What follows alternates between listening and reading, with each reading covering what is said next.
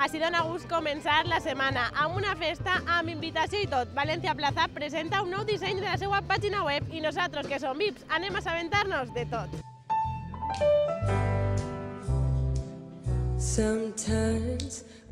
Bueno, cuéntame cómo surge la idea de este nuevo rediseño.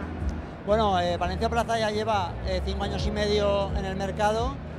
Tenía la infraestructura de hace 5 años y medio. Es verdad que el diseño había cambiado un poquito hace unos años, pero se ha aprovechado para cambiar la infraestructura, que es mucho más ágil para los propios periodistas manejarla mucho más fácilmente, y de paso pues se ha hecho un rediseño pues ya más acorde con los gustos actuales. Mucho más visual, adaptándose un poco a... Sí, y aprovechamos también las tecnologías nuevas, por ejemplo, de fotografía. La fotografía hay muchas más posibilidades que antes, y entonces pues ahora las fotogalerías se van a poder ver mucho más ágilmente, más adaptado al móvil, en fin, hay mucha tecnología nueva y había que aprovechar. Cuéntame para acabar, ¿qué tiene València Plaza? Una persona que no sea lectora de València Plaza.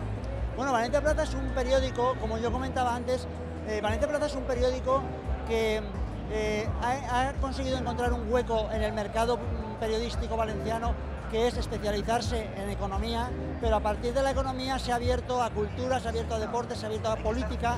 No entramos en algunos que dan mucha audiencia, pero que consideramos que nuestro target no está interesado, como poder sucesos, noticias del corazón, pero sí que damos un producto bastante amplio, conscientes de que los lectores ya no van solo a un medio, los lectores van a muchos medios. Entonces nosotros les damos lo más interesante que creemos que podemos darles, y con los periodistas, que no son muchos pero son muy buenos, que tenemos, y con eso, bueno, es un producto que cada vez gusta más y que los que entran vuelven al día siguiente. Animamos a los valencianos a entrar en este nuevo diseño y a engancharse. Por supuesto, yo les animo, vamos, yo ya he dicho, a mí lo que me gusta es que nos lean, trabajamos para que nos lean, animamos a los valencianos a que por lo menos lo vean, y les aseguro que les gustará.